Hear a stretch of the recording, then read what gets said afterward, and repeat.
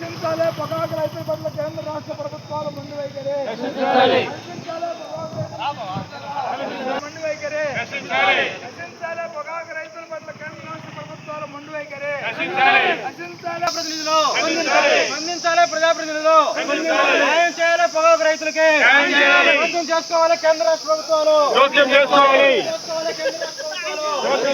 కల్పించాలి పొగాకు రైతులకు గిట్టుబాటు ధర, కల్పించాలి పొగాకు రైతులకు గిట్టుబాటు ధర, రక్షించాలి పొగాకు రైతుల పట్ల కేంద్ర రాష్ట్ర ప్రభుత్వాలు.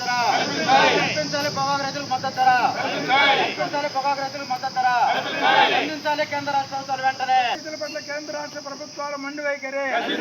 రక్షించాలి పొగాకు రైతుల పట్ల కేంద్ర రాష్ట్ర ప్రభుత్వాల మండి వైఖరి. పొగాకు రైతుల ఐక్యత, వర్ధిల్లాలి పొగాకు రైతుల ఐక్యత, కల్పించాలి పొగాకు రైతులకు గిట్టుబాటు ధర, రైతుల ఐక్యత, రైతుల ఐక్యత, స్పందించాలి ప్రజాప్రతినిధులు, స్పందించాలి ప్రజాప్రతినిధులు న్యాయం చేయాలి పొగాకులకు గిట్టుబాటు ధర కల్పించాలి, పొగాకు రైతులకు గిట్టుబాటు ధర కల్పించాలి, పొగాకు రైతులకు కల్పించాలి, పొగాకు రైతులకు మద్దతు ధర.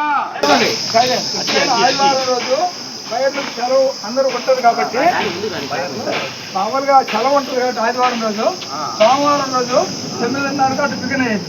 ఈ రోజు 8 గంటలకే మేము సమావేశం అనుకున్నాం కాబట్టి ఈ రైతులను విడగొట్టి ఎక్కడెక్కడ పంపించడానికి 8 గంటలకే ప్లాన్ చేసి సారాలు జరిపించినారని రైతులందరూ చెప్తా ఉన్నారు. మరి 8 గంటలకు ఎప్పుడు లేని ఈరోజు ఎందుకు జరిపించారు? మన రైతుల్ని ఐకమత్యం లేకుండా ఉండేదానికోసం అనేక రకాల ఏర్పాట్లు బోర్డు వాళ్ళు చేస్తున్నారనేది మనం ఈరోజే మనం చూసినట్టు మన కళ్ళకు కట్టినట్టు కనిపిస్తుంది.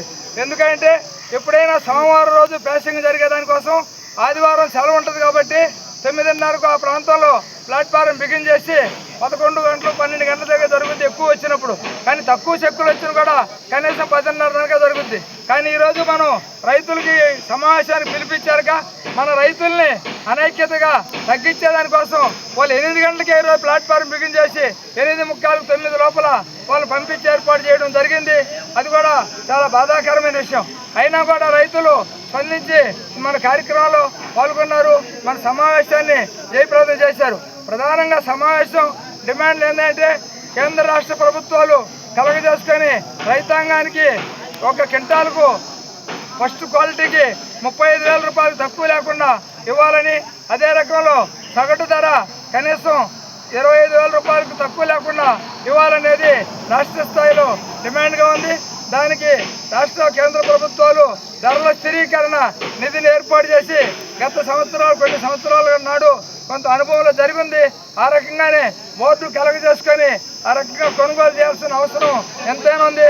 కానీ పొగాకు మార్కెట్లో ఐటీసీ గుత్తాధిపత్యం పెద్ద ఎత్తున కొనసాగుతుంది.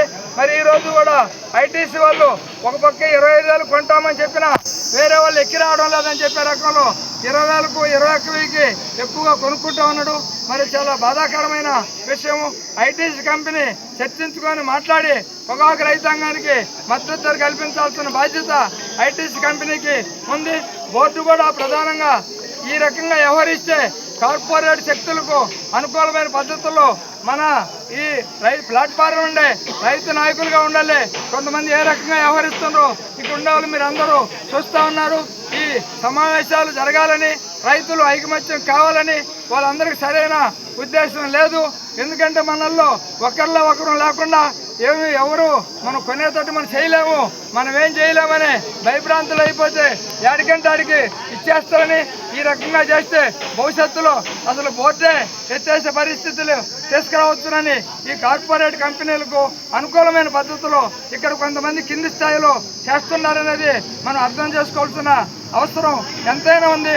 దీనన్నిటిని దృష్టిలో పెట్టుకొని రైతులు ఓపిక బాగా కష్టజీవులు మనకు మద్దతు ధర, గిట్టుబాటు ధర వచ్చేంత వరకు పోరాడి సాధించుకోవాలని ఈ సందర్భంగా మీకు అందరికీ తెలియజేస్తూ